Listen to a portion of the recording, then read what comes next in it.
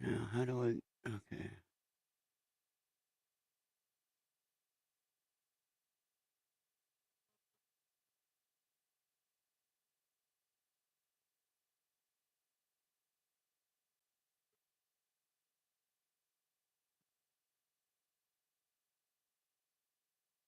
Add background. I want add background.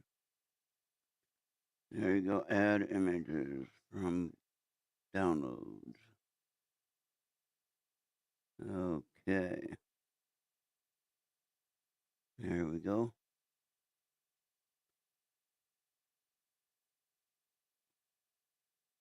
Why doesn't that show up now?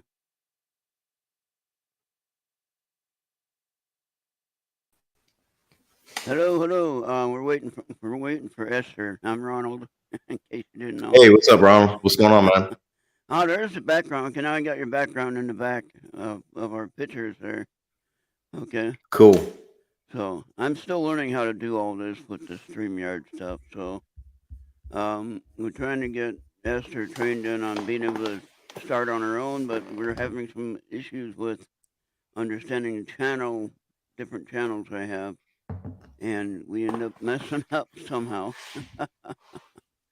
It's Always all good, fun. man. I'm chilling.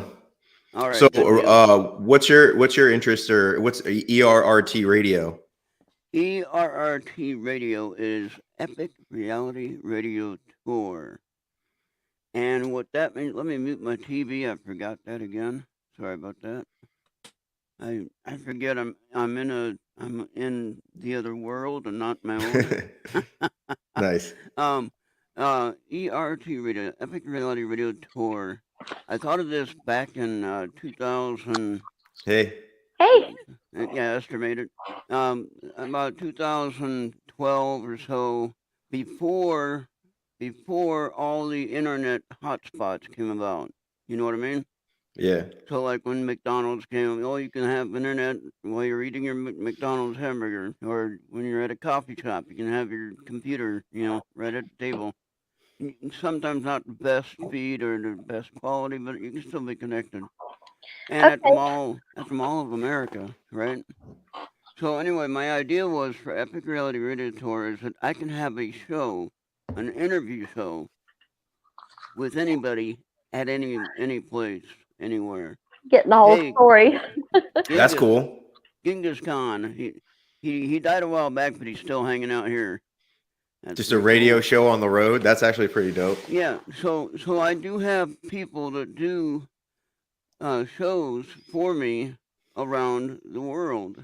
Actually. Shit, just follow around UFO stories Yeah. just all around the country. Just go interview like real time. I have a friend of mine, Amanda Karen. She's a producer in her own rights on some other shows and things like that. And she kind of self-taught herself and learned how to do some managing of shows and sharing stuff on content and things like that on different shows and things like that. Anyway, she came up with a show over 6 years ago called Music with a Theme on Fridays at 5 p.m. Eastern on the Mixler side on the audio only, and she comes up with the idea of, okay, we'll have a theme of, say, summer, and all the songs will have the word summer in the title. I don't know how Yeah. she does it, but again, she's the producer, right? So That's cool though. but yeah, so and then we have my friend Andy Morrow, who's in the UK. That's across the pond, of course. He does shows and does his own thing. He did the website for me, radio.com, and he did that for me. And so, he does quite a bit of stuff for the channel.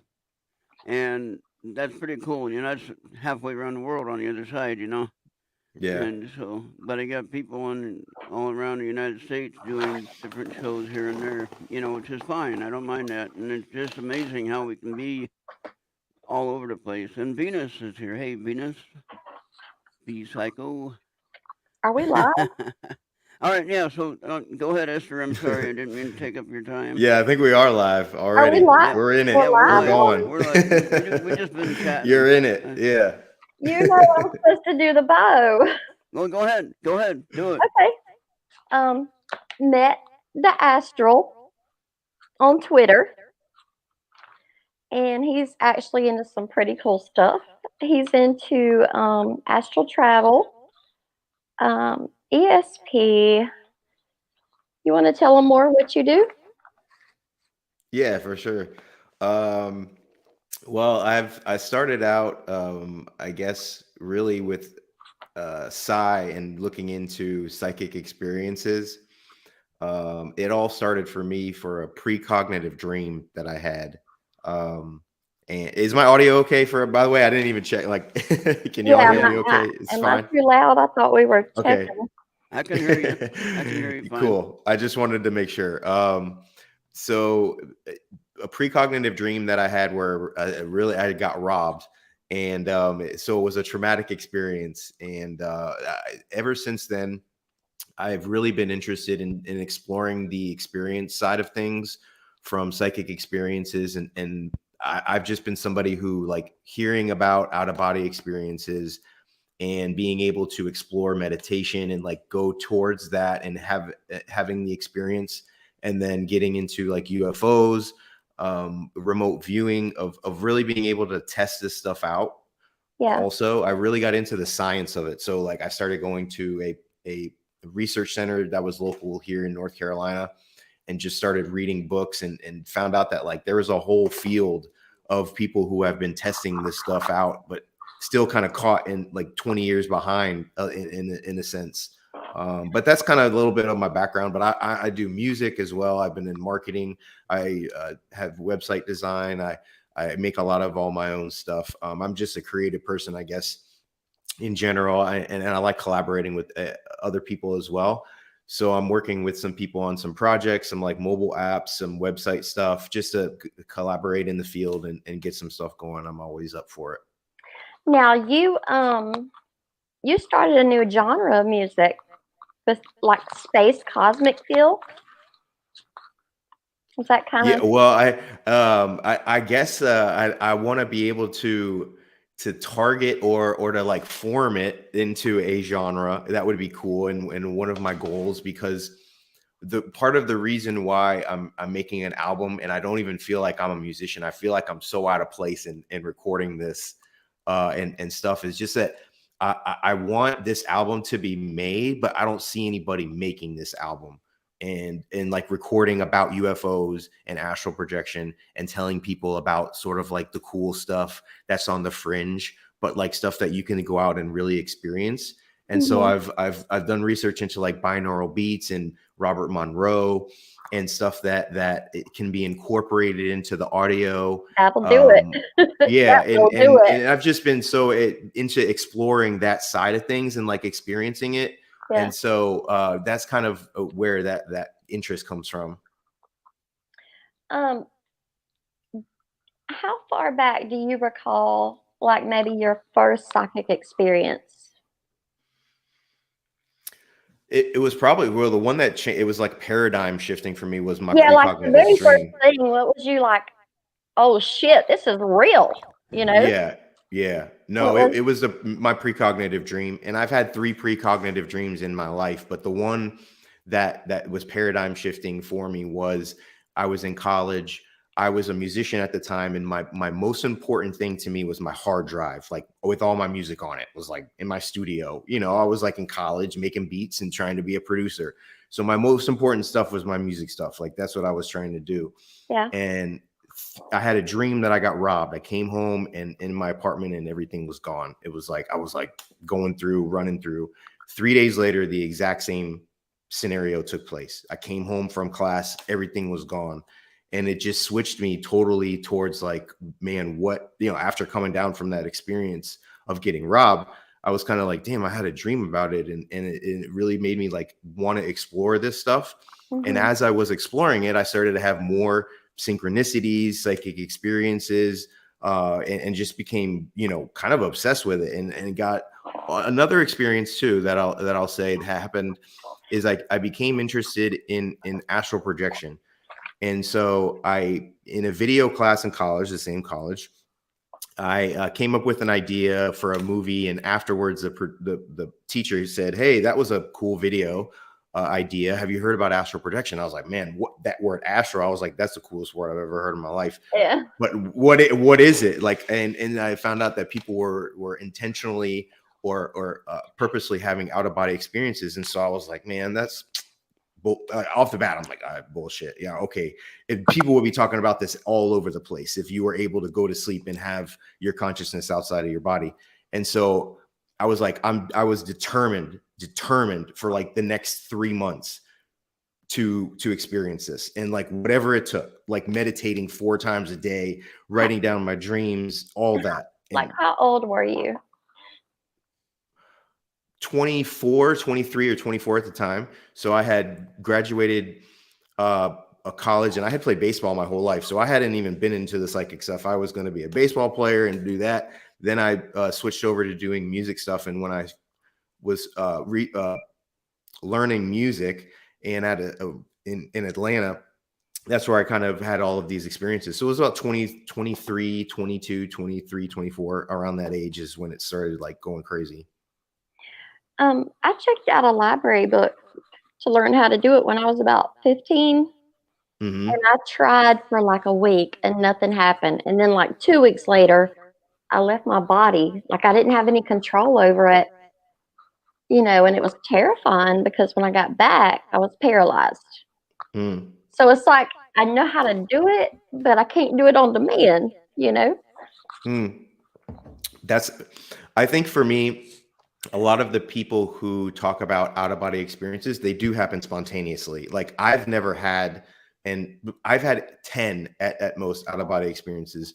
And even though my name is the Astral and I love astral projection, I thought about this earlier today, is like, I'm more so my mindset now is to like come up with ways to test it and to get the information out there, than more so of like me doing it over and over and over and being this like huge spiritual explorer. Like I'd love to be so super focused on astral projection where like I'm like doing it all the time and like able to like go to sleep before and be like, I'm going to have an out of body experience tonight and like do it. I think that would be like the coolest thing ever.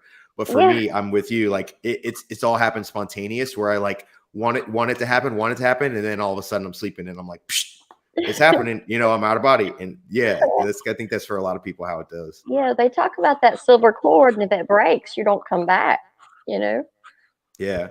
And I don't know who tested that to write the book or how they figured it out, but so Well, and people have so many different, and I think that like for me, I mean, the key for me in a lot of this is the connection to out of body experiences and like near death experiences and psychedelics, UFO experiences. Like they're all related from this like alternate state of consciousness. they are This, and it's so interesting to me. they are related. They overlap. Yeah. So there's been studies of like someone dying and then they're weighing less after their spirit departs. Do you think like a body, if you were astral projected, that a body would weigh less? Like it would weigh Yeah. minus the whole?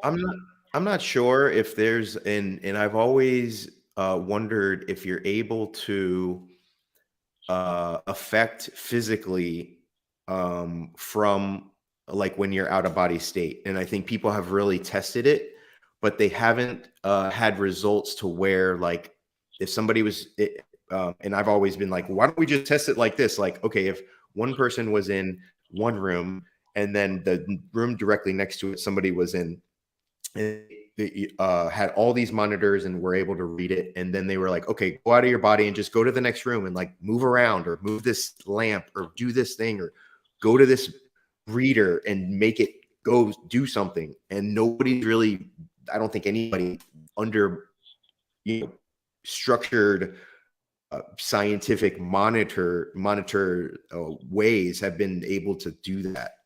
But I do think like the opposite though is like people are able to get information like either that happens that they don't have access to, or like through time, like from the future, and they seem to like get information that they would know in like a lucid dream or out of body state. And then they're like, oh, like somebody in a Twitter space just before I was here was talking about like a near-death experience where like and he called it, he said, like, I don't even call it a near-death experience because I was out of body listening to the conversation that my family was having, freaking out because they thought I was dead. And it was like, what? And then he got back into his body and like explained that to his family, and they were like, there's no way you could have known that conversation. You were like totally out. You were like unconscious, dead. And so it was like, it's just so crazy to hear that all the time. Say if somebody's in a coma, be careful what you say because they'll hear it. Even like, I don't know, 7 or 8 minutes after somebody passes, they can still hear what's going on. So, I guess the end goal here would be how could we study and have proof that a soul has left its body? Man, this is what somebody who I feel like nobody really knows about, and I say nobody, but I get frustrated because I hear people, and I'm more of like a scientific dude, man. I'm like a nerd when it comes to the science stuff. So I don't know why. And it's funny because like my name is the Astral. Like I said, my name is the Astral. I love astral projection, but like when it really comes down to it, like I'm really interested in like the science stuff. But I feel like somebody like JB Rhine, who was like testing this for real, was trying to find a way to test like telepathy and clairvoyance and like show it. So he was somebody who started out at Duke University and like made the whole field of parapsychology, created it, with references and a lot of work that was kind of done before that. But, there's not a lot of people out there that are really younger and are really, interested in the science stuff. Yeah, and it's hard to be taken seriously if you can't prove something because everybody wants something concrete. But there is just some things that you cannot get concrete. My son and I had a UFO thing. You probably know my story. And I got to thinking, with the hybrid program, is there a way if you inherited recessive genes, maybe from some kind of race that came here a long time ago, would you inherit memories in the DNA? That's a great question. I think like referring to genetic memory, Right. and the genetic connections that you would have based off of your parents. Oh man, I love that question because it just makes me think of like, okay, if you're even talking about previous lives, like would you have the previous lives of your parents and then your parents, like how big does that tree go? Not even your just previous lives, but then if you're talking about, if you have an extraterrestrial race and a bunch of recessive genes came together and that's how they were, would that not come out in a person? Is that possible? Absolutely. I think the amount of stories that people and testimony that people have. One of the people who I work with personally is Ray Hernandez, and Ray Hernandez has worked with thousands of experiencers. Not I say worked with, but he worked with a lot of the free research study, which looked at 3,200 experiencers of the UAP and consciousness, out of body paranormal phenomenon, and sort of related it all. But they went through like hundreds of questions.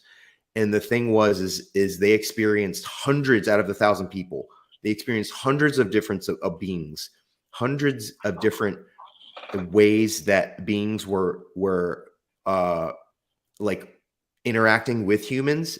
And inbreeding was one of them, of different reasons of all the way from they wanted to integrate consciousness in their race to help us genetically evolve to where we're more spiritual in nature. And it's like all of these make sense on some level when you look at each of these things. It's hard to like narrow it down, but yeah, I absolutely think if we're talking about a bigger impact of it genetically, that it would come out.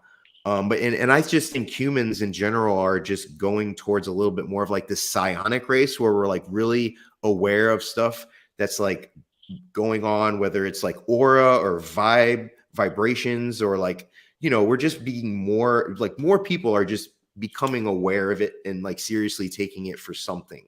I am surrounded by people that if I bring that up, they just look at me because, I don't know if it's just so rare that it happens or what. I have memories of being part of the hybridization program, but they came in slow. So I don't know if it happened 20 years ago or if it happened, in 2010. I don't know. It seems real right then when it happened. And so I thought, well, okay, maybe that didn't happen. And maybe I was pulling up memories from DNA.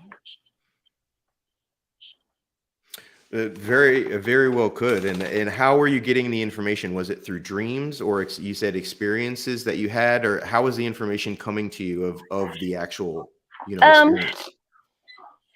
So my son and I saw a UFO come over. It was fairly low. I did the interview on UFO Encounters Worldwide. It's episode 51, Jesse Peak. We're actually working on a project together too.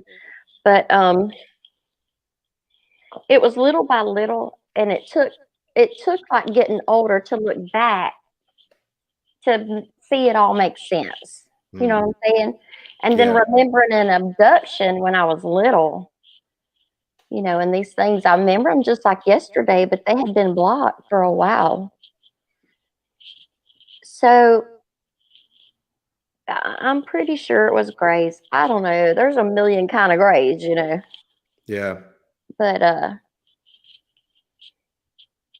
I just think there's so much more, but people won't listen unless you're involved in the scientific study with some concrete proof, and that's just really, really hard to get. No, and and even with conversations, what I found though is that it's hard to relate to somebody's exact experience, whoever it is. But people have had, I feel like everybody in their entire life has had at least a crazy or a paranormal type of experience, because I've found that if you talk about it not as extremely right away, whatever the experience, like if I was like, I had a dream that I got robbed and it happened. And, if I jump right into that with somebody, they're going to be like, whoa, this guy's, like, you've got to kind of be like, yeah, I had a crazy dream one time. And they'll be like, oh, really? Well, like, what was it? I had some crazy, like I had this one crazy dream, you know what I'm saying? And so like, I feel like there's a relationship that people have just to each other through experiences that and I've gotten to a point now where I've heard so many experiences. I would just go to this research center. It was called a psychic experience group, and people would just share for 3 hours the whole time, and people would share their experiences, and others would give advice and try to help people and kind of understand what it was about. So I've gotten to a point now where I don't even really like listen to, I listen to it, but I don't really take the experience exactly for what it is I sort of listen for characteristics that I can relate to and make similarities and kind of, connections with that I've heard all throughout my life. Did you ever encounter a UFO or any beings?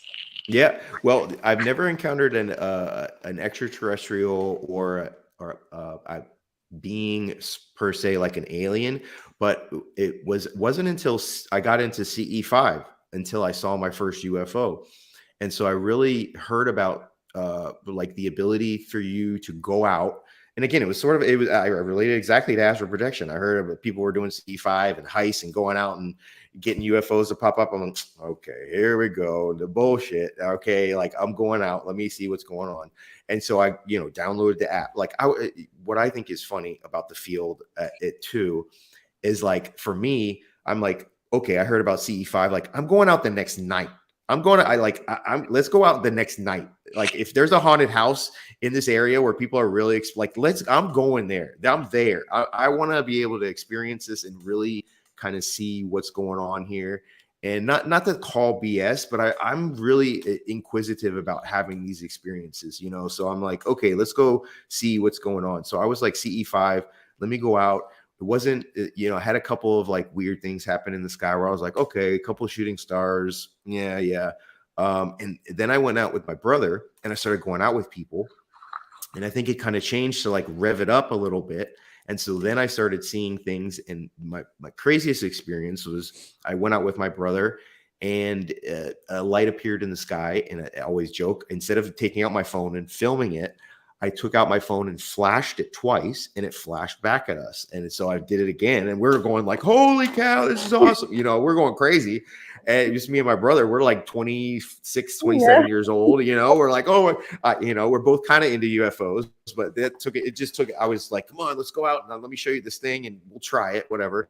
And so then we try it again and flash back twice at us. And then it flashed back twice and twice in a row. And so we were like, oh my gosh. And so that was the first experience. And then I've gone out with a couple of groups and seen a lot of just unusual movement and lights in the sky. And it's just been a really cool thing to go out to with a group of people that are like-minded and just have, you know, sky watch and want to have a conversation and just chill out there. It's just a good time too. Yeah, 3 or 4 years ago, it was, I guess, just starting to pick up. And I had volunteered for our state of South Carolina. Mm-hmm. And we were on vacation at the beach. And there was this husband and wife couple that wanted to get some people together in South Carolina to meet up and try to do it. And I was like, okay, do you know how to do it? And he was like, yeah, I know how to lead it. We'll lead it, you know, because I'm going to be the one left with the state.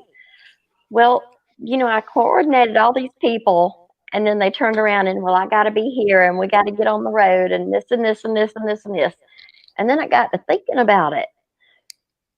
That UFO really messed my life up. Do I want to go find some more of them? I don't think I do, you know. I don't think I do. Yeah. No, I no, and people, and I think, you know, one of the things now that's discussed within UFO and UAP groups is like, is there not an evil, but like, is there a different intent that is behind this that might be kind of messing with us or like behind it and trying to affect us in a negative way or manipulate us in some fashion? And I think that, you know, there's a lot of reasons I think that are valid. The people that would want to go out and do it, totally fine with it. For me though, I just get excited if somebody was like, yo, let's go out and do it. And I'm like, let's go, bro. Like I've never had, and I've gone out, I would say like 15 times total between myself actually going out to a location and really trying and doing this. And so 15 times, and I've never had anything negative happen.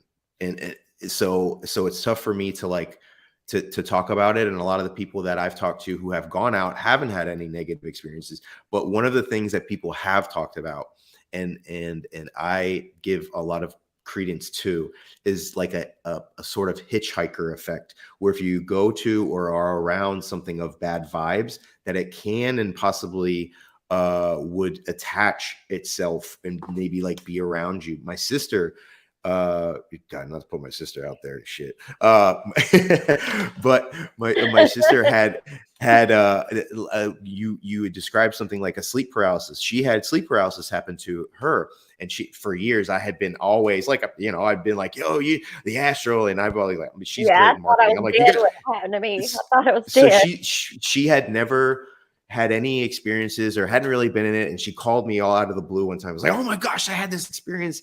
It was terrifying. I woke up and I couldn't, I was like, and I'm on the other side, like, yes, that's awesome. She's like, no. So it, you know, and it's sort of like those having that experience kicks you into really getting interested in it. And so there's something behind it, you know? I mean, I devote a lot of time to the research now because I'm more interested in educating people that it is real, you know, instead of trying to contact, because I don't want nothing else to do with them, you know. It's only been 6 or 8 months, one had grabbed my foot, like, from the foot of the bed, it grabbed my foot, and it woke me up, and I looked, and there was 2, grays standing behind one, and the one had, like, this kinda evil grin on its face, like it was trying to impress its friends, like a teenage mentality, and in my mind, I was just like, "Go away," it was kinda like, "Let's poke the bear and see what it does," or something like that. Yeah. Well, Um, even the research in Ray Hernandez, right off the bat, what they looked at was, did people have a positive or a negative experience? And it really boiled to about 75%, 75 to 80% of people had a positive experience, but there was the 20% who did have a negative type of experience. And a lot of it did involve abduction type of experiences, and ones where, there was just, they didn't seem like whoever was interacting with them had the best intent for the person at the time of when it was going on. Like they had ulterior motives, or were just not in the best care when they were having the experience, And so it's like, dang, like what is that, aspect of it?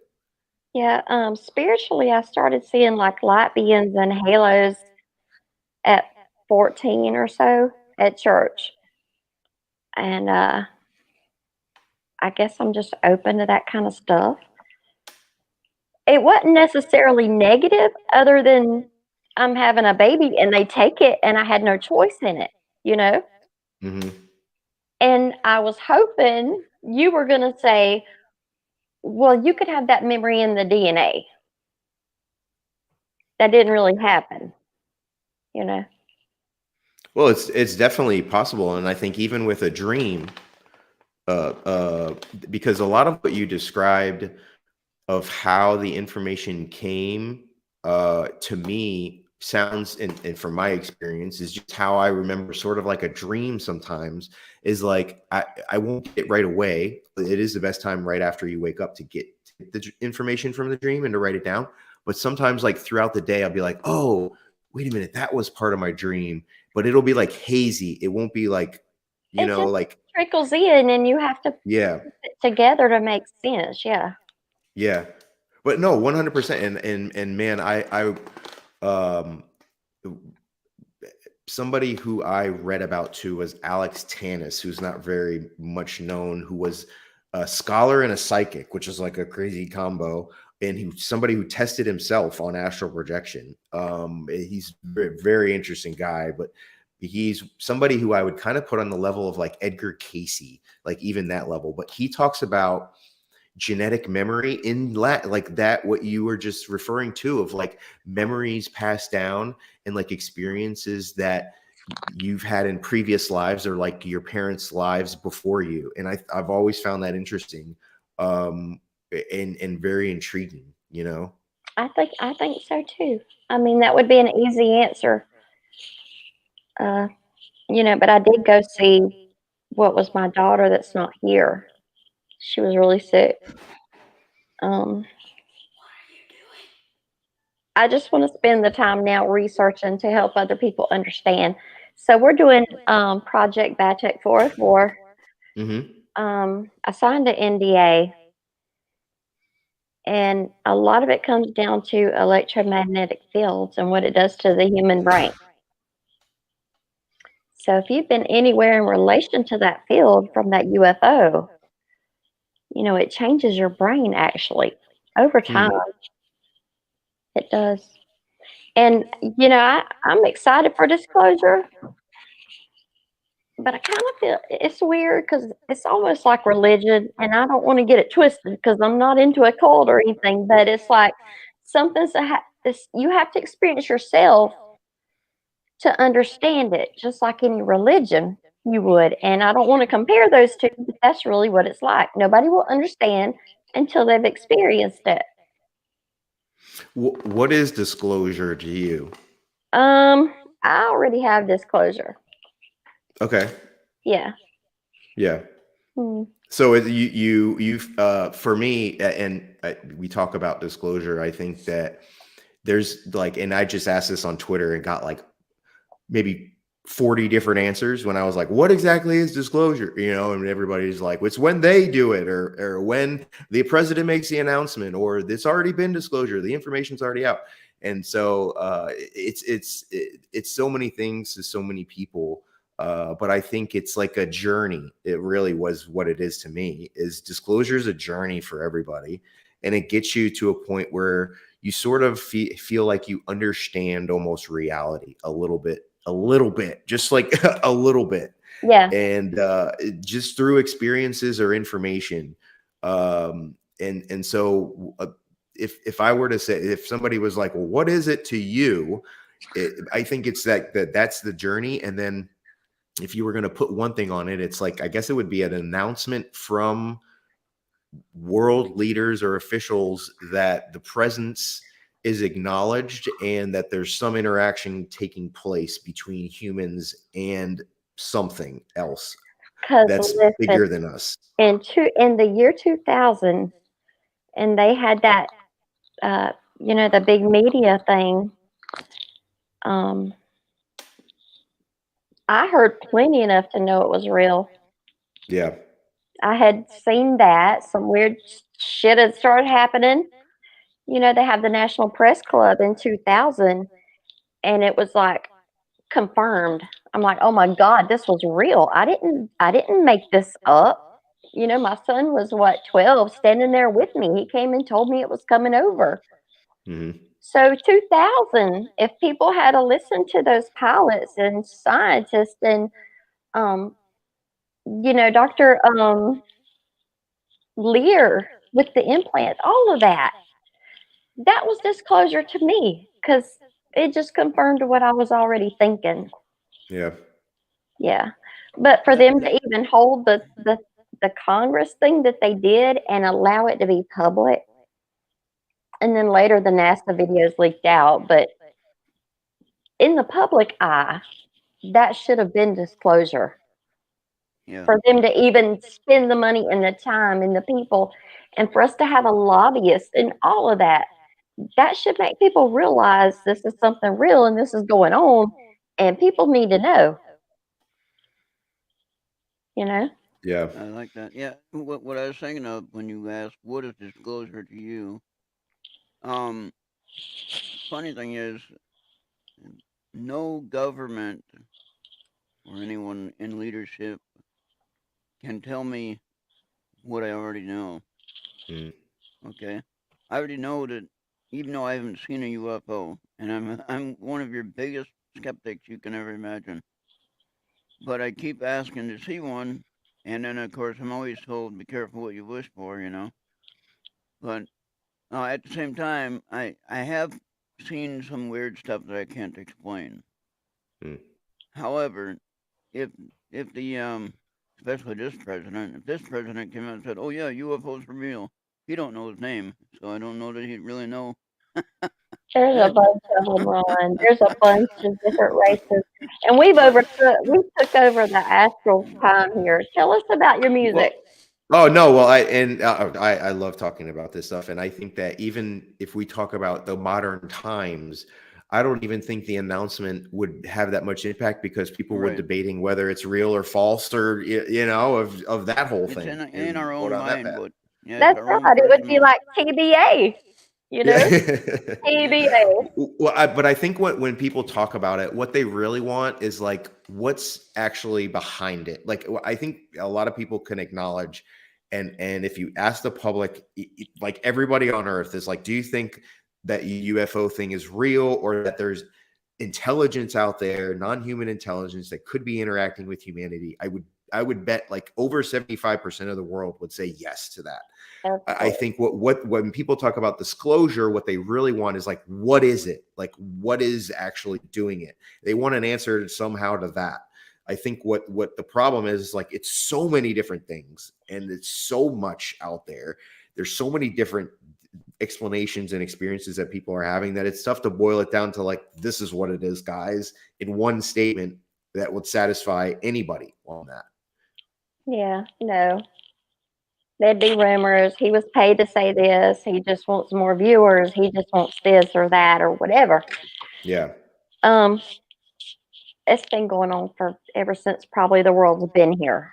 Yeah. Yeah. Well, Roswell, like You know, ever since Roswell happened. I mean, you know it did. You know, there was bodies. I mean, I got one of the videos downloaded, the disintegrated one with it on a stretcher. But that's even the problem with disclosures. We can't even get a straight answer on Roswell.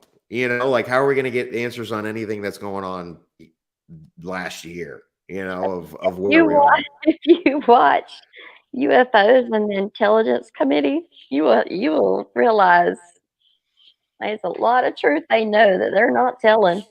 I bet, yeah. There are. But I mean, an exchange program, whatever, all that's cool, but don't spring it on me. You know what I'm saying? Let people get used to it. You can't just come out and say, here's what's going on. Well, and people talk about like a fear, the fear aspect, and if you look at like all the movies and even with one of the worst days for me was when I first saw the movie Astral preview. It was a movie about astral projection. So first I'm like, yes. And then it was a scary movie. The whole time it was negative. Like, don't do it. There's evil and I'm like, oh gosh, here we go. But it's kind of like the Independence Day negative fear type of thing. But I think what really is if people are scared or fearful about is that this there could be like an ultra terrestrial, like interdimensional thing taking place where like they're interacting and able to observe us and interact with us, and we have no knowledge of it. We don't, they could be observing us right now and we have no idea that it's going on. And so I think that in itself, their capabilities of what they're able to do, and just thinking of a civilization, what they would be capable of being able to do 1 million years ahead of us or 10 million years ahead of us is just unfathomable in some aspects, Well, over time, I've got to thinking, if all that's true and it really did happen, and I really believe it did, I wouldn't blame the government for agreeing to that, because if another race came here, then we would have higher technology to protect ourselves. The trade-off was the hybridization for the advanced technology. So, at first I was pissed off, but now I'm like, if something did come attack us, we have, advanced technology to protect ourselves. It's for the greater good. Are you familiar with Dorothy Azad? I was reading about her. Yeah, I watched the video. She's probably the most interesting experiencer that I've read about, and I just learned about her in the past year, which is crazy. But she, when I read about and talk with experiencers, sometimes I give more credence to what they say just because I feel like they're a little bit more credible. I don't know why.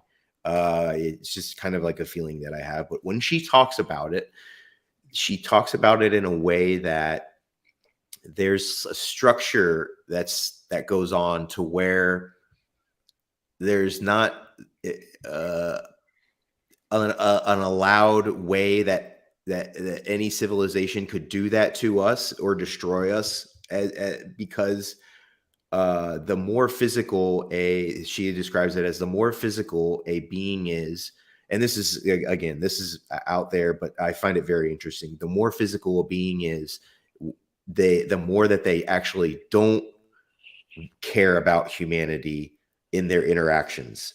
So like grays, reptilians, all that, like all of those that seem to be like have some other thing in mind, and they're like, humans are in our ways, or whatever they're doing are kind of, and then but there's not a way that they are able to directly interact with us. Like there's not going to be a time where like they're going to land on the White House lawn and like announce themselves. So there's sort of like these, they've been baseball, they talk about unwritten rules.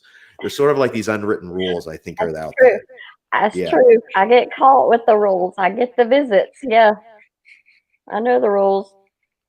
Because you think, and you think two things. If people say, well, why haven't, or they couldn't attack us, and I think they would have already. Like if they wanted to get rid of humans, they would have done it. They would have took us out a long time ago, or that they also that they're just kind of looking at us and observing us through these means, and that we now have the capability. And one of the things that I think was that I've learned in spaces and was discussed is like right now there's not a crash. There's not any crashes going on. Like I would figure that if a crash happened, it would be on Facebook, it would be on TikTok, it would be on all these things. Like kids would be able to film it. Kids would go over there and they would film the crash thing and get it on social media before anybody would be there first. And I feel like that would have happened in the past 10 years. What I feel like has happened from the spaces that I listen to on Twitter is kind of that what you said is like, we've got the capabilities now that if they're physically flying around, we can shoot them down. We can shoot something down that we don't understand. And we have figured that sort of out. And now whatever's flying up there is a lot more careful and aware that we have these capabilities now. And so we don't see these crashes that much. And so that's what in kind of talking about and referencing what you just said is I think interesting too, of what technology, if we have been able to shoot them down, have we got from it? Because if you read the book the day after Roswell, I did read that. That was the second book I read. There's a lot of technology that's mentioned in that book that comes from the crash. And then so it's like, and that was just mentioned there. Who knows what is now 40 years later. And why wasn't that headlines? Why is it in a book on a shelf in the back? Why is that not in the headlines? Well, I'll tell you why. And somebody who I recently found out about was Red Panda, who has great videos on YouTube about the message and the disinformation campaign that took place after all of that. And it made a lot of sense because that was when like TV started taking off. And so they were like, okay, well, we've got this media. We want to stigmatize this whole thing and make it so that if you talk about it, you're sort of seen as a wacko. And so they included that in TV and launched that whole sort of disinformation campaign on it. And we're able to have a lot of control. I mean, think about 30 years ago and watching TV, you only could watch a limited amount of channels. You only could watch like 60 channels and that was it. Yeah. Or 3. Yeah. Even before that, it was like 4 channels you could watch. That was it. I mean, I don't look at the Greys mean. I just look at it like they had a purpose. And also, the more I thought about it and read the books they took out of the Bible, the more I thought Jesus was in vitro. And nobody could have want to hear that. So, I mean. Well, the couple times that I've heard about Jesus in terms of like these psychic experience groups that I found very interesting is when people were getting spiritually attacked, or they talked about a negative energy being around them. The two methods that seemed to work for people, and again, I feel like I've heard thousands of accounts, and then I was able to see advice to how to deal with it, and then see the result, whether or not it worked. And just through years of going to these psychic experience groups. And so what the two things that I heard where people were like, hey, that worked, were visualizing light and using light in some sort of visualization aspect around you as a sort of protection or a way to get rid of them and expand it, and really use light as a sort of protection or a way to get the negative aspect or any sort of negative entity away. Yeah. And the other one was saying the name Jesus. A lot of people said that worked, and I found that interesting. A long time ago, I used to do that. Now it don't really, I mean, things happen, but it's not like terrifying like it was when I was younger. Hmm. But I do know if I go to say something I'm not supposed to, or if, I volunteer for something that I don't need to have something with, I will get visits. So, this is supernatural. It's not, men coming to the door. But Yeah. if you see them and you're sleeping, you know exactly why they're there, after 47 years. So I've had a lot actually of like almost the opposite sometimes, of where I'll get some sort of inkling or message, synchronicity, and then like I won't follow it, or I'll like shove it off, and then like it won't happen for a long time, and then I'll be like, no, wait, I'm sorry, I meant to, like I should have listened to you, like or so, like I feel like a lot of that is like intuition in some aspects too, I of could like tell you sometimes it's good. stories about synchronicities. Yeah. It's not even believable. And I know it's not. And it's true. Every bit of it's true. So it's interesting. Oh, you don't have to tell me. I feel like there's synchronicities sometimes that happen for me. It gets frequent at times, but it almost happens daily or weekly for a lot of Yeah, people. I yeah, but at feel like first, the more you pay attention to it too, the more you realize that there's a lot happening. right. Yeah, I think I heard Maggie and Margaret like 7 or 8 times in the past 2 days. I Who's just, that? well, there's a bunch of things that are that. It was a DoorDash driver. It was a place I went. It was a somebody's grandma's name. It was just like all Mm, within 2 days, all of these 2 same names are coming up. yeah. Well, one thing that I'm really working towards. Do you know Bob Bigelow, Robert Bigelow? Have you heard of Robert Bigelow? Yeah, I don't know him personally. Um, Yeah, I know who yeah, he yeah. is. Well, I don't think anybody really knows him personally. Maybe a couple. I'm sure people know him. But he's doing. I feel like he is, and I've always said this, which was a joke. I've always said like, I feel like a millionaire could come into ufology or parapsychology. A millionaire could come in and buy the whole field. They could buy the whole field for like $1 million. They could buy, essentially get on every board of every organization. They could buy the whole field if they wanted to. But he's coming in and he's saying I have $1 million to give away for a project. And I'm giving away for like $50,000 to $100,000 for people who can contact the other side, come up with a project, whether it's channeling, mediumship, ESP, remote viewing, all types of stuff. I'm starting to channel, and I'm not meaning to. I'm trying to have to figure out how to stop that. Yeah. Is it just negative vibes that you're getting? I don't even know where it comes from. But I get downloads too. Hmm. I've got to learn how to and I hear other people do it and they don't know they're doing it either. Well, I wanted to just get a large group together to see if there was, any correlations there of people who feel like I feel like that's not common, but when I talk to people in a lot of these groups and that I interact with, a lot of what you're saying is common, getting downloads and interacting with consciousness and different entities on the other side and information crossing over.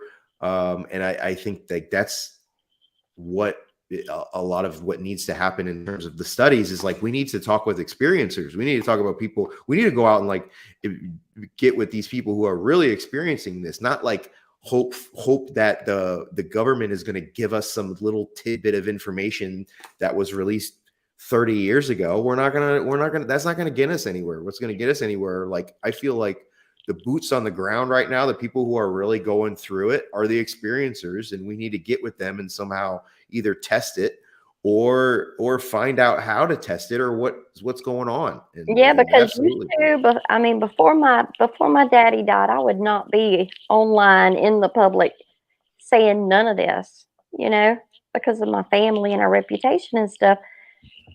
But it is real, and people need to know it's real.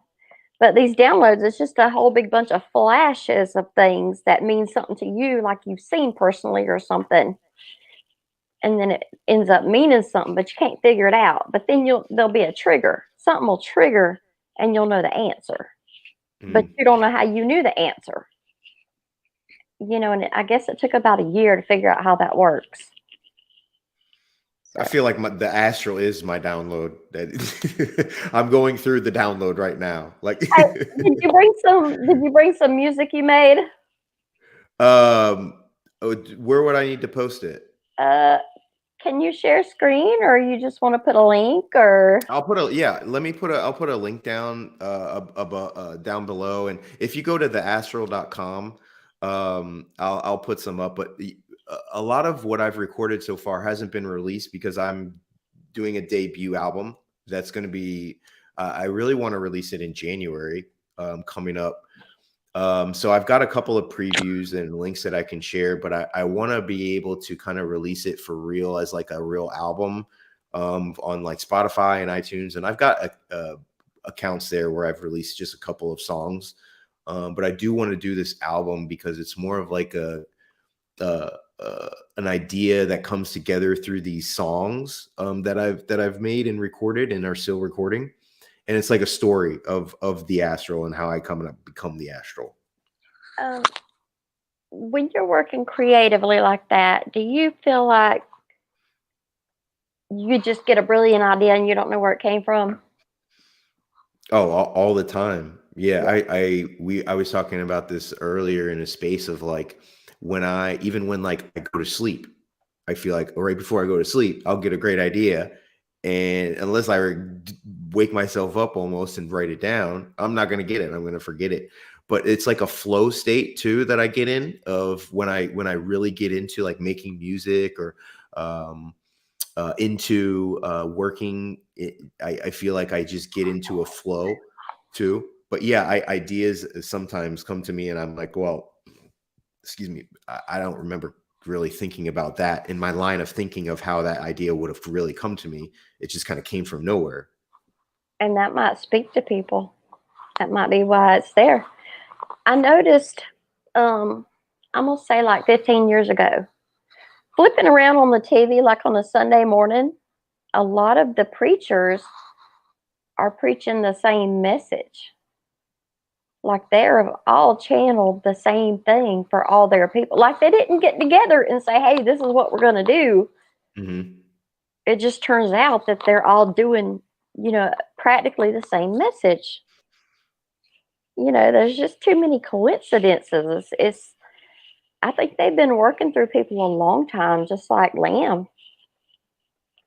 Absolutely. It's like a grassroots movement too. It's not like you ask like, well, why don't they just get Kanye, or like why don't they just like it seems to be more of like people who are genuinely curious about this stuff, and it's not just like because the easiest thing to do would just be like, let's just go to the biggest stars in the world and reveal ourselves.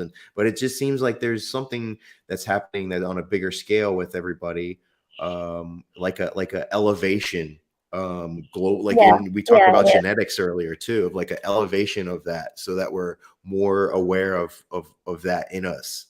Yeah, I've read about a third strand in the DNA. I don't believe that necessarily, but everybody's got hypothesis and stuff, Yeah.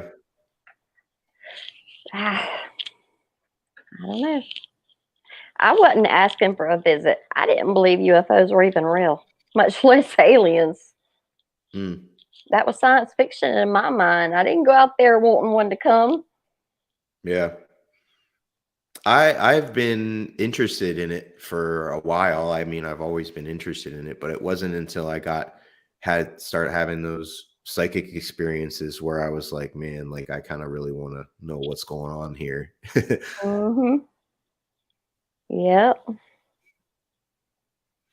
You probably don't remember the days where I don't know, so much has went on since, I mean, it's like in the last few years a bunch more has come out. Hmm. Yeah, but talking about a long time ago, right after it first happened, I did get threats and stuff. I did. Yeah. And now Well, I just don't care anymore. So I feel the same way. I feel like to me, I don't have any issue talking about it. And at this point, I've been on a TV show with my family out doing a CE5. And so, no, like imagine taking your whole entire family out on the TV where it's going to be on national TV doing a CE5.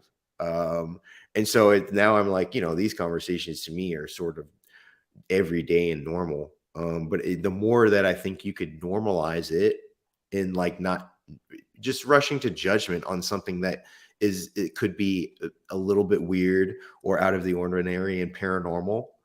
In everyday life, it could be incorporated better of like just accepting people's experiences for what they are and not just like quick to judge it because you haven't had it. yeah, I've had a vision for like 10 years, and it's like I think it's the Grays, I don't know. A big ship lands. I'm walking out there because I'm gonna translate. And everybody else is terrified to move. Mm-hmm. And I have that vision all the time. But imagination too, you know. Well, my episode for the Vice show is called Alien Ambassador. And so it's kind of like part me taking my family out and trying to convince my dad to like go out and do a CE5. But the other part is like me becoming this character of the Astral and like kind of fully accepting it in a sense of like becoming a person who gets the message out of this stuff going on. So I could totally relate to like you and your motivation to like tell people about it. And I think there's a lot of people brought together that already knew each other, yeah, that are back finding each other for whatever this thing is going to happen. But some could be imagination, you know, because you've seen other things you didn't think could ever happen. So then you naturally assume this could happen too because that did, and I didn't believe it would, but it did, you know. yeah. Well, I think people too, they see the attention sometimes that people get. And so not that I mean, they could be lying, they could be totally making it up, but even sometimes they could be like embellishing or like or adding to the experience just for the like wow factor. But I found that like a lot of this stuff is just sort of normal, like everyday stuff that's not this extreme type of experience that people are looking for evidence of. Like a extreme or like a video or some huge psychic event that they look to have, and it works in my opinion a little bit more subtle than that.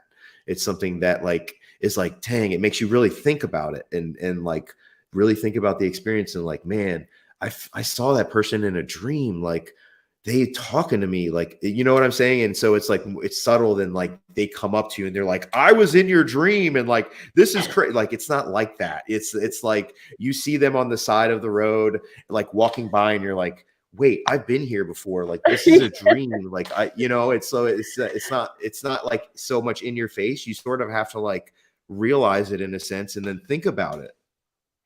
Yeah, I was talking to somebody else a couple of weeks ago, and she does the same thing. It's like you have that deja vu, like you remember doing this, but now it's like I know what's going to happen next, so I make a different choice and do this. Because last time, and I don't know if there was a last time, but it's more than just deja vu. It's like now I can change the outcome, you know, which Yeah. is a new thing for me. So that I mean, I've there's always been tons of interested work. to, There's tons of work to be done, to be documented and be done.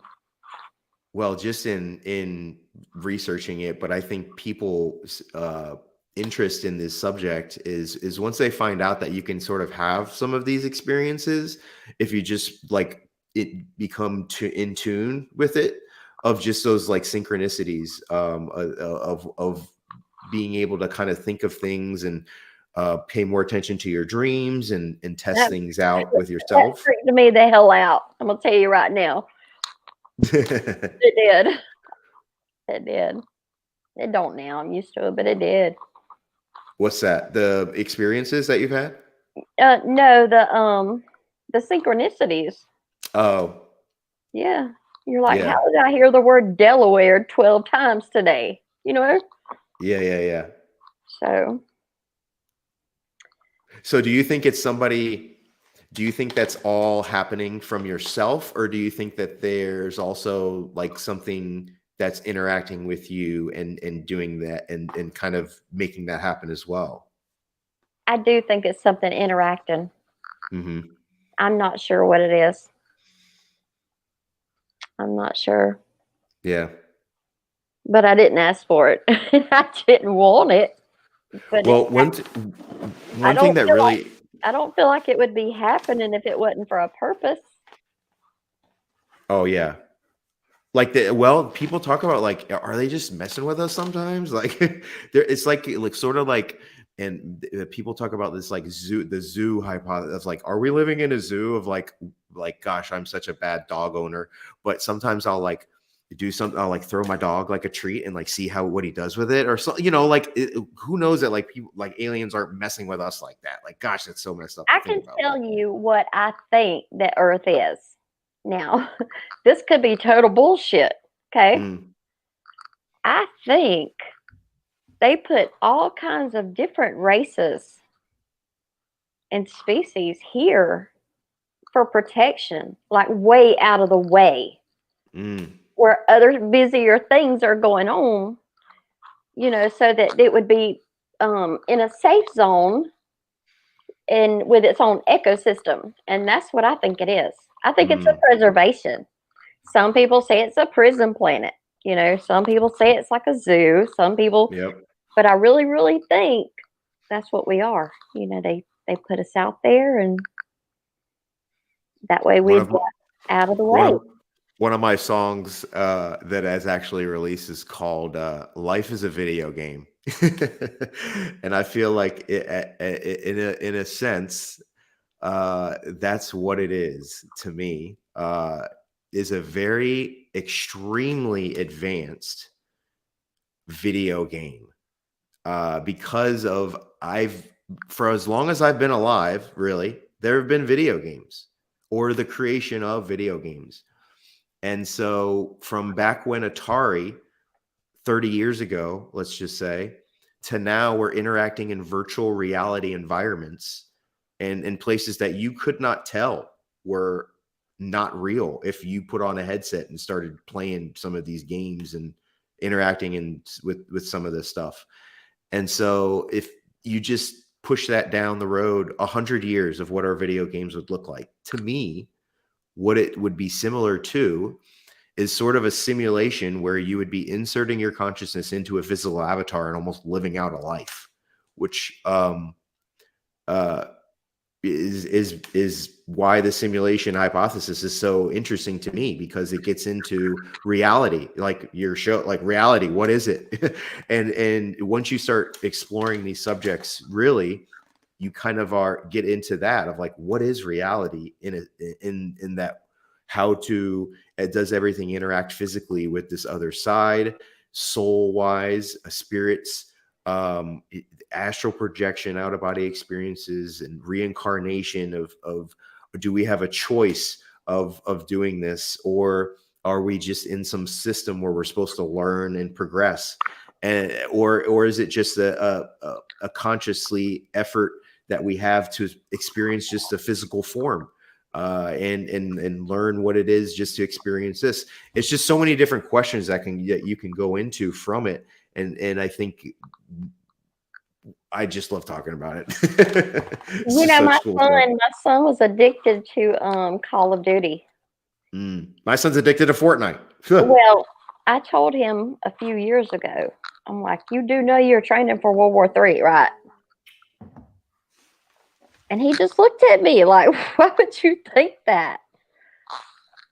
It Well, a could lot of be, people talk about World War III being a war of the mind, could where be. we're having our minds after now, where we're totally numb to anything that goes on except that's in our bubble of the media that we're fed and the information that we're given. And it's not until you really, I feel like people who I like, you guys, people who I talk to on Twitter, people who are interested in this subject, they're active researchers. They're really, trying to figure out on their own with whatever methods they have available to them and resources of like what's really going on here in a lot of these cases.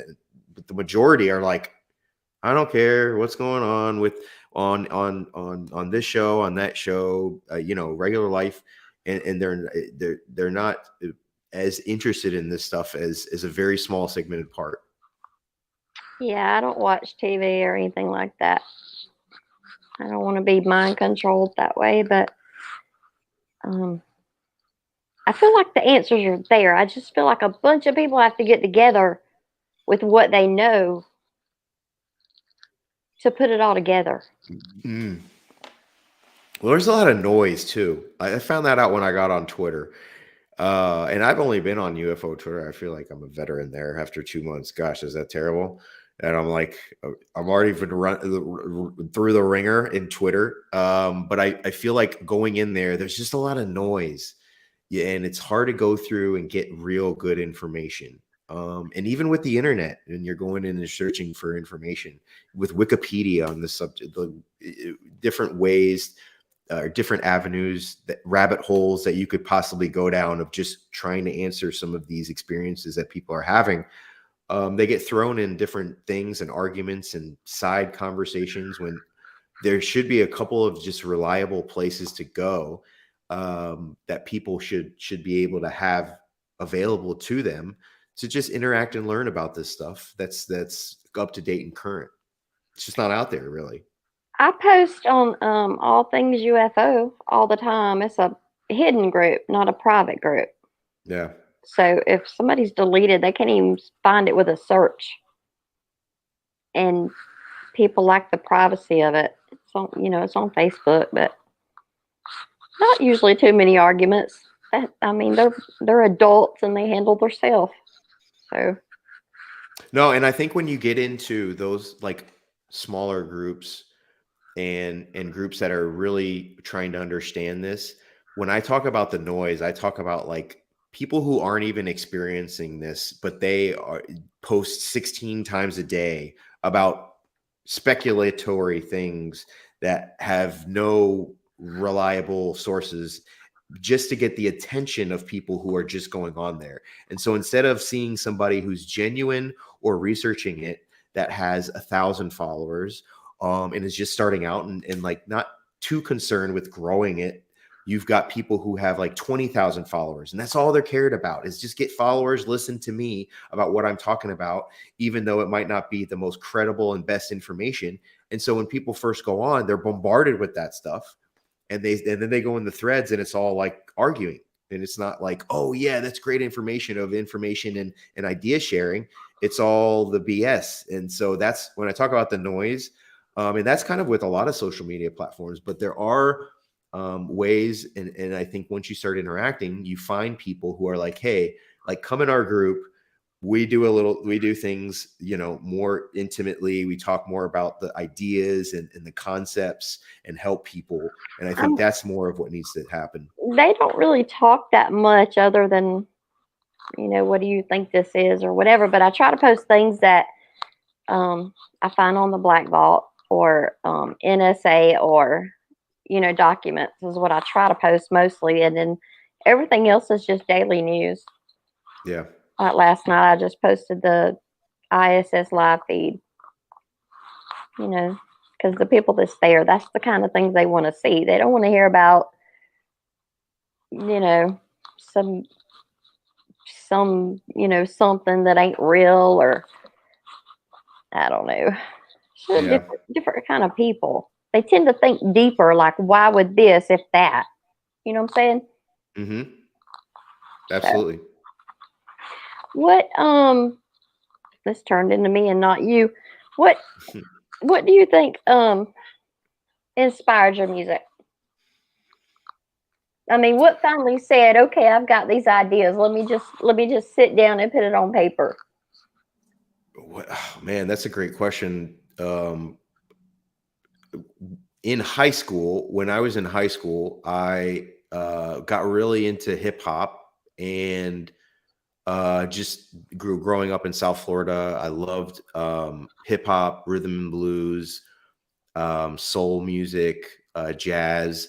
And when I started learning audio engineering and production, I wanted to create something of my own. And I really liked space stuff and all the alien stuff, and the psychic experiences were sort of happening during that time. And so I was like, man, why don't I just make an album where I'm like talking about all this stuff, but I'm not like, but I'm like a character, I'm like somebody who's like experiencing this from like the future or something. And that's kind of where the idea of the Astral came from, is like me communicating with my future self through dreams and out of body experiences. And I actually communicate with him, and and so the first track that I have is me showing up in a UFO. So I have sound effects and I'm coming down, and it's in the beginning of what I'll post. I keep meaning to post something, but I'll post it, and you can find a lot of the stuff if you just look me up. But it's a UFO coming down for me, and it's me from the future, and I come in and I'm like, hey, we got to record this album and you got to come with me. I got to show you some stuff from the future. And so, and then it goes into the songs of my experiences and a lot of the topics that we've been talking about today. And so that's kind of the background and the motivation of why I've been recording this album. Is this like a separate piece of yourself, or is this like a transformation into that? Or is it both? Yeah, both. It feels like it feels like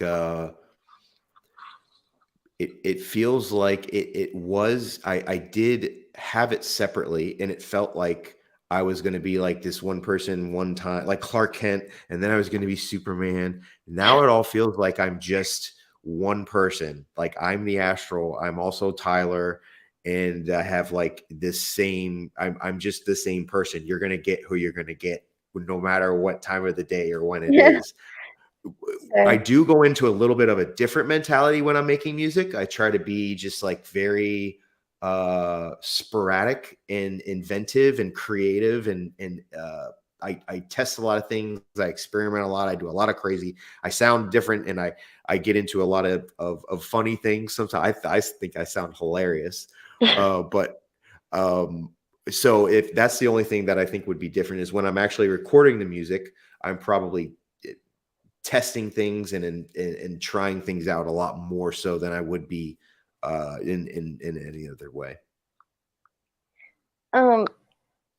When you're doing CE5 and something shows up, do you have that all loving, all that kind of stuff people talk about? So the only feeling that I can say that I've had is and I've have you ever done spoon bending? Mm-mm. So spoon spoon bending is Mm-hmm. so what the only feeling that I've had, and I've tried it 3 times, and I felt like I was successful kind of once. And then during a CE5, I've had this feeling as well, and then observed something. It's like the feeling of something is hilarious, like so funny, and you're just about to laugh. Like you're finding it funny. Like it's so hilarious.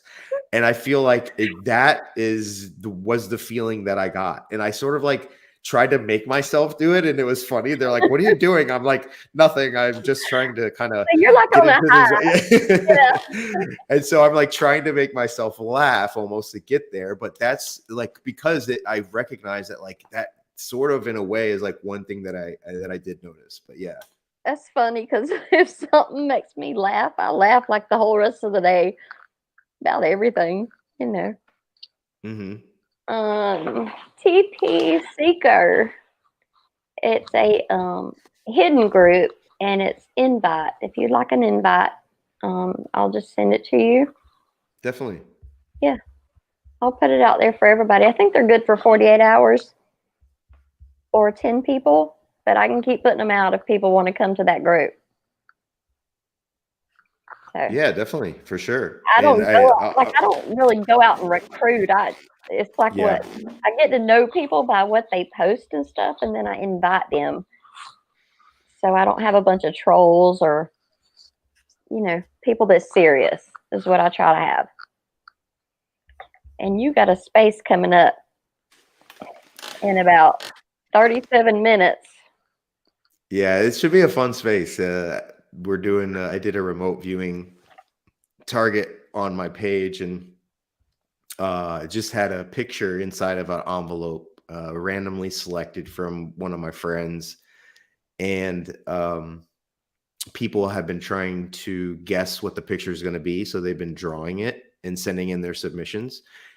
And so the spaces, there have been about I don't know, 30 to 50 people live, and we'll do it live over like a 2 or 3 hour period, and then I'll reveal the photo and everybody will compare their drawings.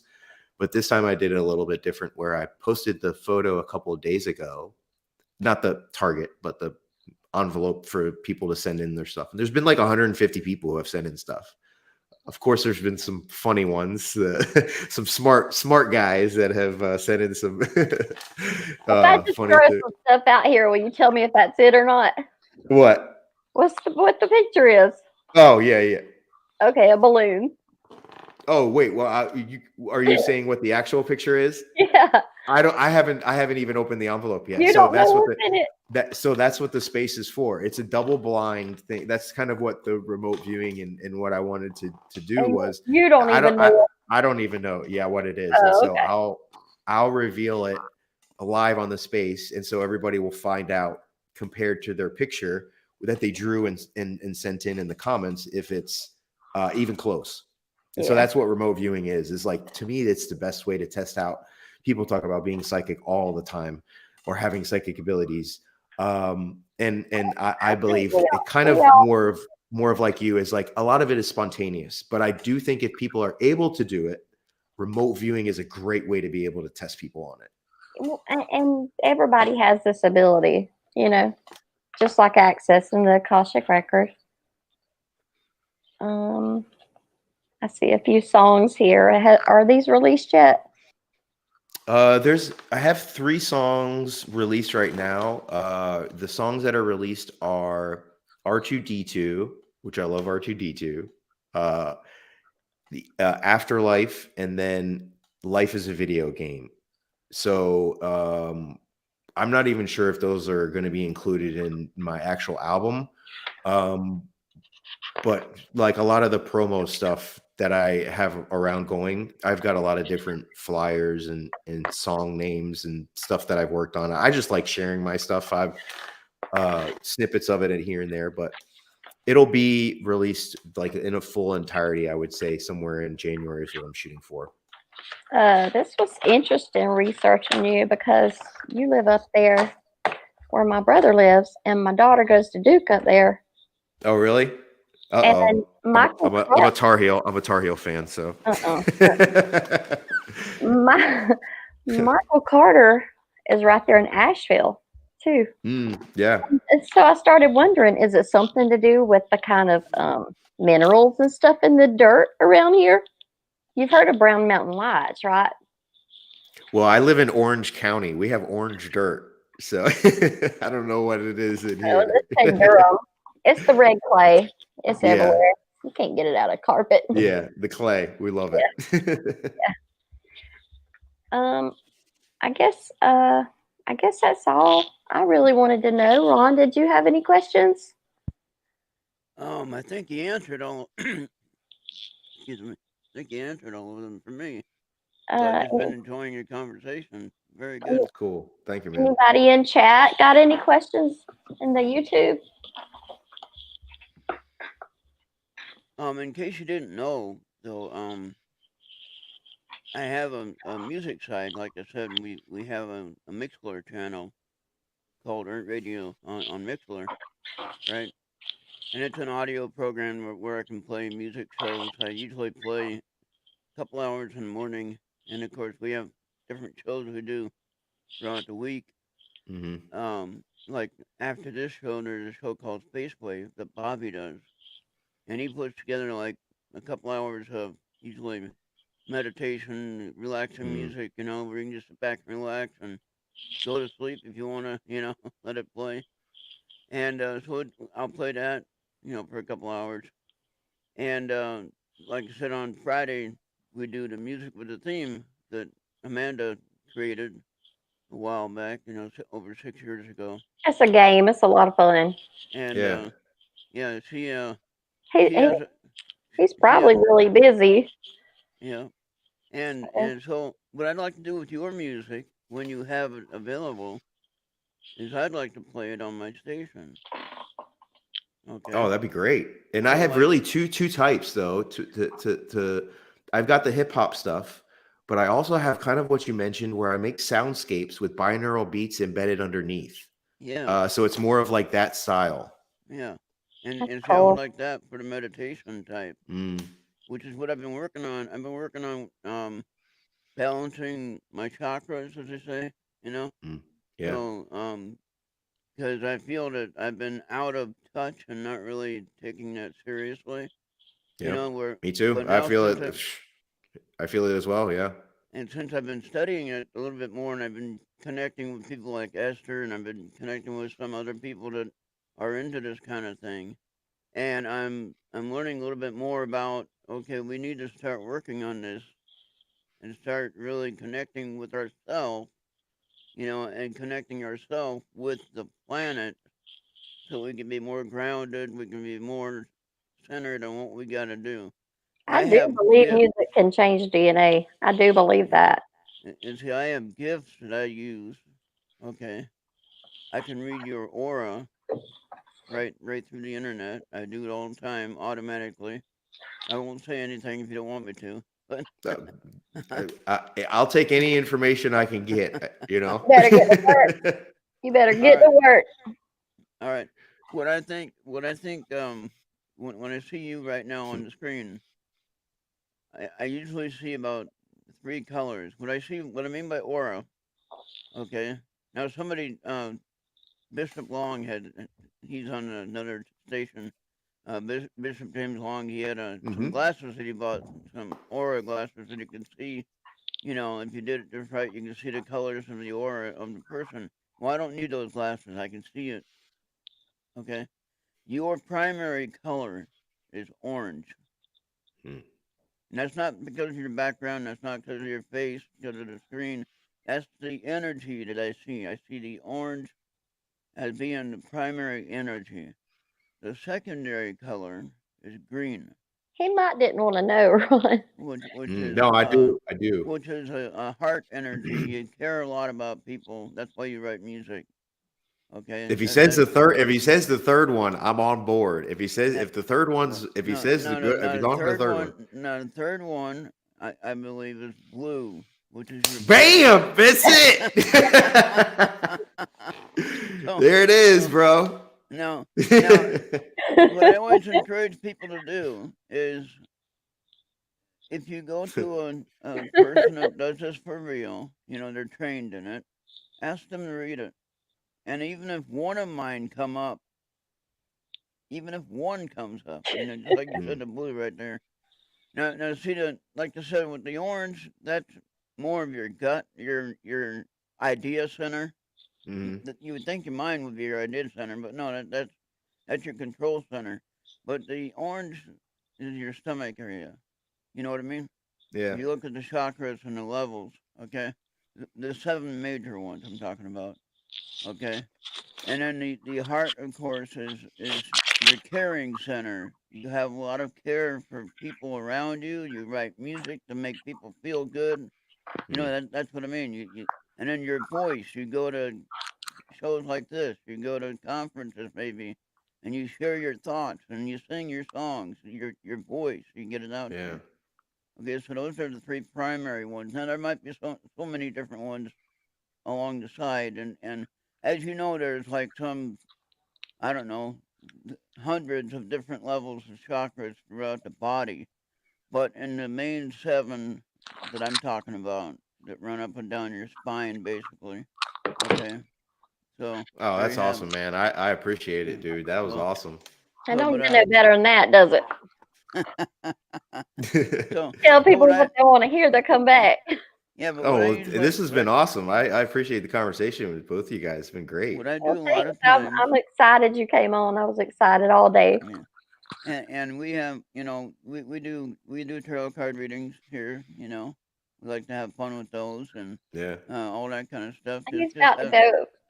He's got to go do a thing on Twitter right oh now. yeah, oh We'll yeah, have it. We'll have him back later, maybe if he Oh, decides. absolutely. oh Yeah, yeah, definitely. And please, anybody that I'm always on like Twitter Spaces, and I'm getting out there more of having discussions and groups like this. And yeah, send me information. I'll send you the link to hear some of the music. But man, I appreciate you guys having me I on. tell This has you been what, if great. you want to, Well, thank you for coming. on our Facebook pages we have Earth Radio shows. Yeah. Okay, and then who the heck is that We can now? put anything on there you want. If you Cool. Yeah, get it released and all that kind of stuff, Yeah. we can all admin. So yeah, and then yeah, if you join the group, that's my sister calling. I'll talk to her later.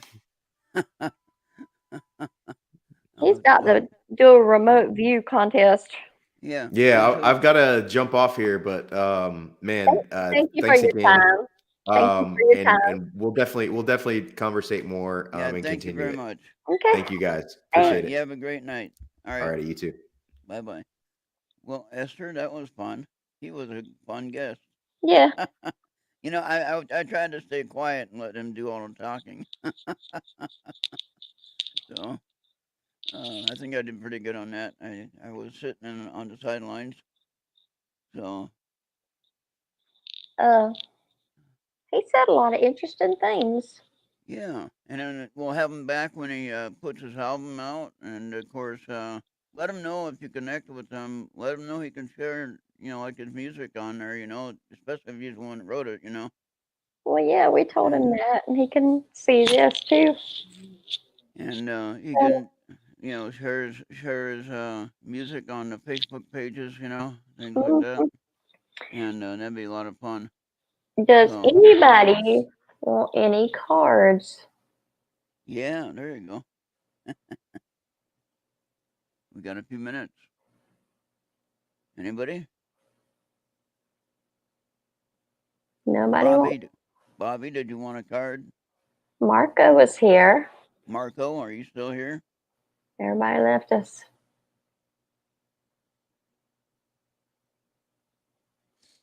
Now, what is his name on Twitter? The same Astral? Astral? Yeah, the Astral. Okay, I'll have to look that up.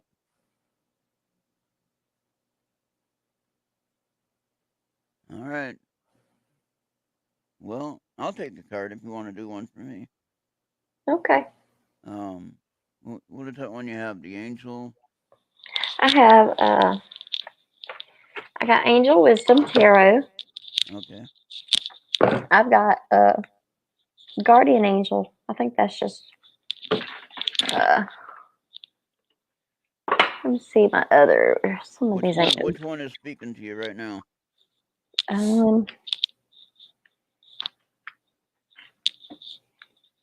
know them two.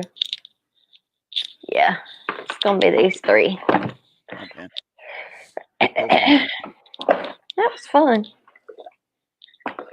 Yeah, I like that when you have a guest. It's hard for people just to get out and talk in front of the public about how they really think about stuff, Now taboo. you'll have to connect with Maureen and get a I'm her guest next week. right. And I was gonna say that maybe you can get some topics lined up for her that you can kind She of has study. she has she has her own stuff she wants to do. Oh, okay. She was already gonna have a show. Right. So she already done thought through everything she was wanting to do. Oh, okay. Yeah, she's got ideas. All right. She had a guest tonight. Yep. She was They did fun. good, Oh yeah. kept the conversation going, and let's see what you got. The Sun. A time of great joy and success, brilliant epiphanies that lead to magical opportunities, plans that work out perfectly, gratitude to the divine. Hmm. Interesting. I like that. Get a Okay, picture of that and share that. Snap a shot. I don't know if you can get one with the phone. Yeah. I like that. okay.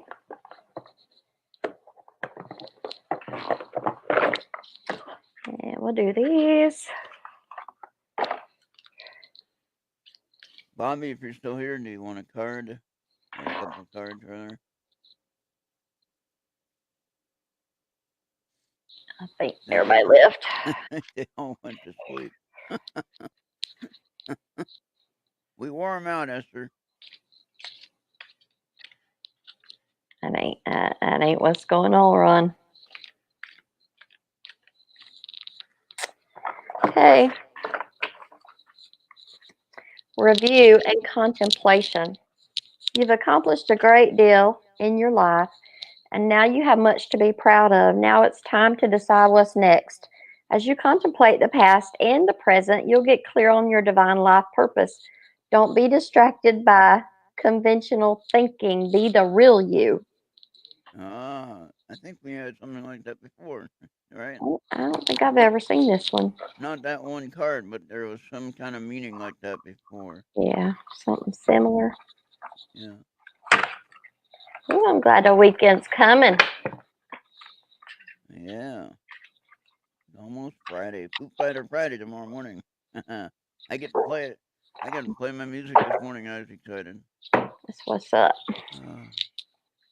Well, it was bad when the internet was out, and then my router decided not to reset after it came back on. I know every day you're like, my internet's out, but my internet's working. My internet's out. My internet's Oh working. boy.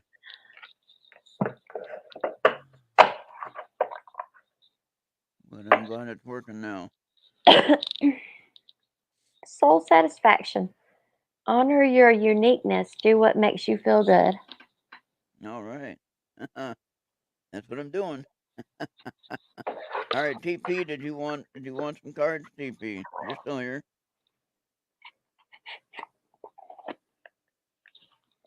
TP, you want some cards? TP, yes or no if you want some card readings. I don't think nobody's here. No, he just said something about he he was concerned he had said something. Okay, next shuffle. Oh yeah, there you go. Next shuffle. There you go. Yep. Okay. All right, it's your turn.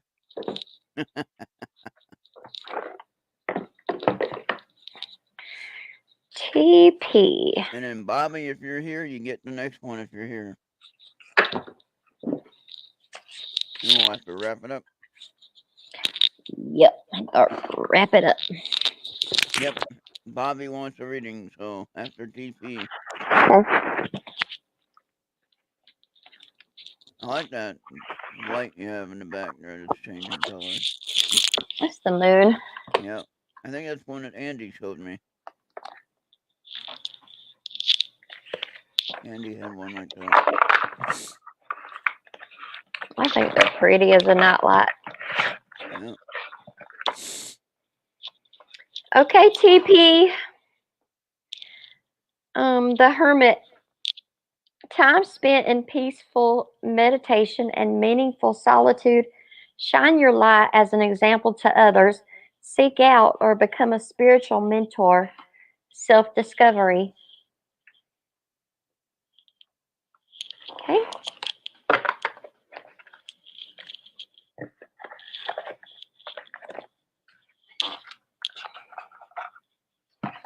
What time does Foo Fighter Friday start? And what is TP seeing? A deck in the bottom drawer, right side. You have another deck down there. Seeing a deck in the bottom drawer, right? I don't have any drawers. This is a table. I don't have drawers. Yeah. Got a bunch over here. I've got. It ain't no good. You don't want them, trust me.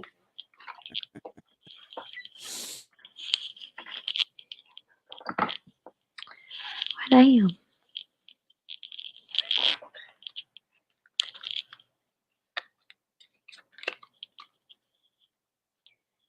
What time did you say it starts in the morning?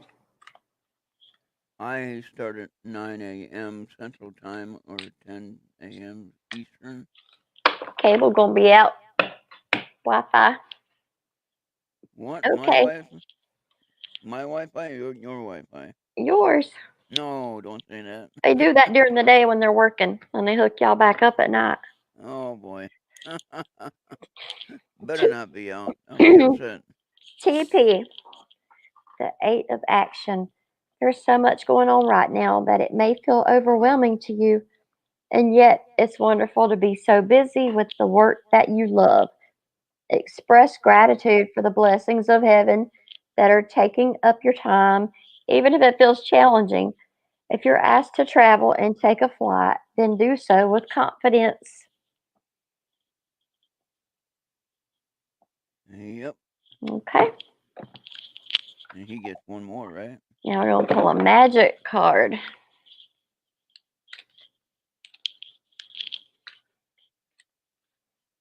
It's magic.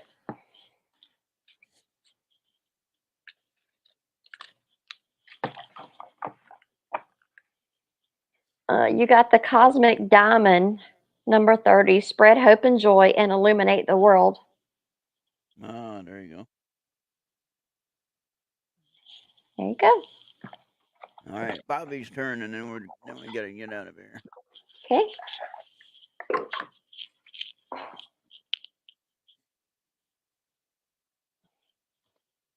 We know I'm not being quiet.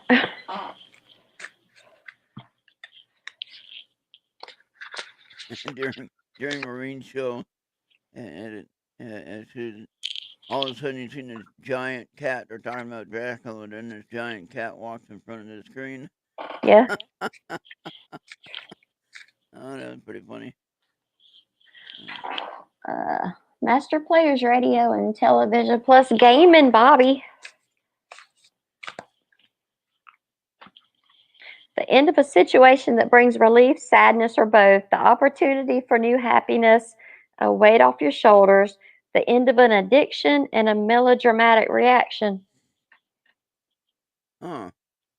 He's had a card similar to that before. I think that was Star's card one time. But yeah, I mean, he had a thing about something about. That was Charles. I know what you're talking about. Yeah, okay. I remember seeing that similar card. Yeah. Yep. You got the 4 of action, Bobby. Your hard work and sincere efforts lead you to a sense of safety, contentment, and financial security. You deserve to take a break and enjoy the magnificent life you've created. It may be time to celebrate a wonderful event such as an engagement, a wedding, buying a new home, or the birth of a child.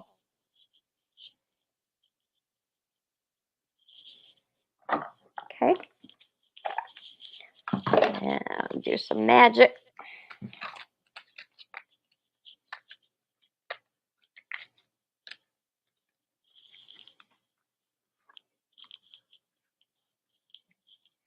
Number 36, be a beacon. Be an inspiration and light the way for others. Yep, I think he does that. Yeah. Okay. Yeah. That's it. Anybody else? I think that's it. think everyone is gone. All right, well, this was a fun evening. Thank you, Esther, for a great guest, and You're welcome. we'll have Maureen figured out for next time, and we'll have her on a YouTube channel for sure. She's pretty independent. She wants to do her own thing. Oh, I know. She's good at it. Yeah, and I do want. Yep, you're welcome, Bobby. Yeah, Yeah, you're welcome. I just want her to air the show on the Earth Radio channel, though. TP Seeker. I don't know what's being said. It's just, Well, the cards know. I don't know. yeah, I could do one for you. You want me to do one for you? Yeah, pull a card. Tell me something good. Okay. Do the one that we can read here in the Angel Tarot cards.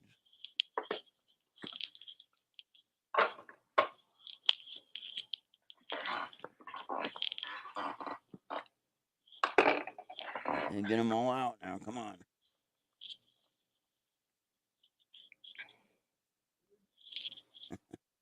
Try to hide in there. It ain't gonna be working too well if you try to do that card.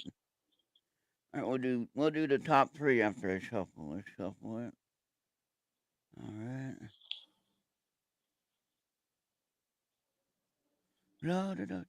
Was I too loud? Because last week No, when I listened back, I was loud as heck.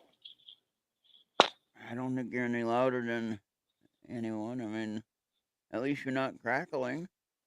That's just with my phone. My phone's the only thing that does that. All right, let's see what we have here. Now, these I can't read, though. So I'm going to have to take a picture of them.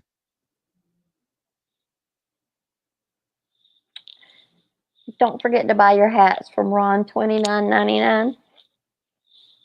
Get you a hat. Get your hat while they're available. And we'll get more if we run out. All right. Yeah. All right, I'm going to send this to you on Messenger. Okay. Just because it's too small for me to read. It's okay. I'll read it out loud. Send it on. Oh, there you go. That'd be a better deal. All right, here we go. Okay.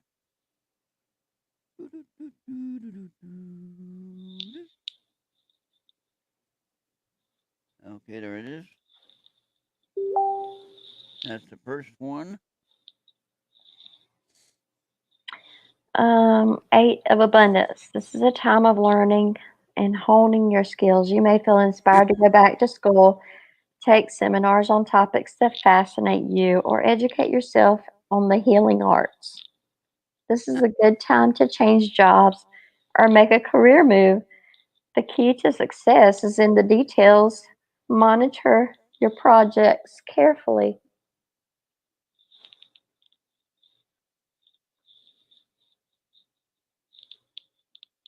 Okay.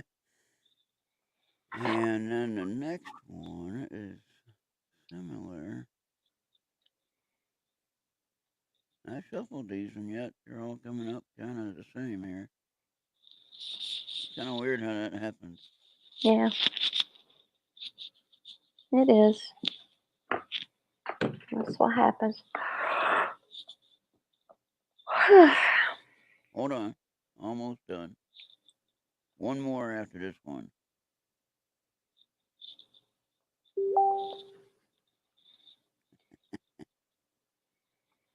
Seven of abundance. Have patience. Sometimes dreams grow slowly. Don't worry. The hard work you've invested will bring about a bountiful harvest. This is a good time to prepare because things will soon move forward quickly. Use this time to rest and plan. There you go. And here's your last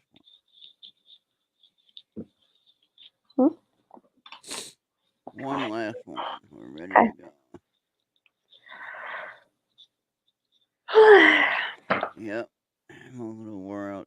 to? I cooked. I shouldn't have cooked. Had to rush around. Oh, okay.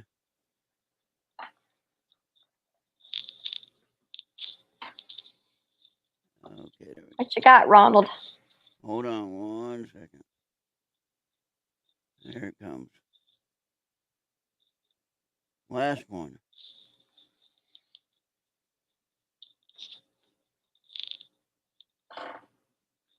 Ding! Be open to success. Look at all the wonderful things you can do when you listen to your divine guidance. That's, You I would say all of those cards are right on. Would you? you you balance so many different priorities and have, what does that say? Have come out a winner. There will be a lot of recognition and praise headed your way, but don't be shy. There you Allowing go. others to shower you with the gratitude you deserve. Gratitude.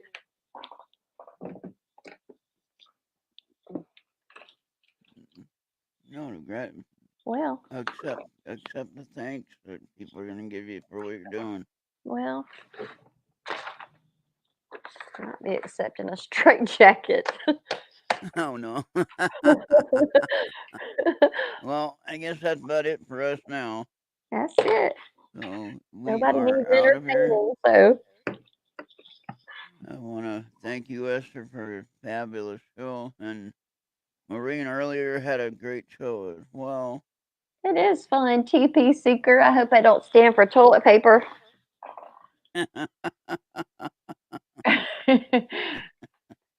Come back. We do it every Thursday. Yep. And the show before this show with Maureen, a little witchy. Yeah, she's a witch. And she's a nice witch, though. So I remember the Rowena on Supernatural show, right? I didn't watch it. I've never watched it. Oh, you should watch it. It's a good show. Mm-mm. But she's a witch, but she's kind of a she kind of got dealt a bad hand in life, and she had to climb out of the hole a couple of times. Ain't that everybody? Yeah.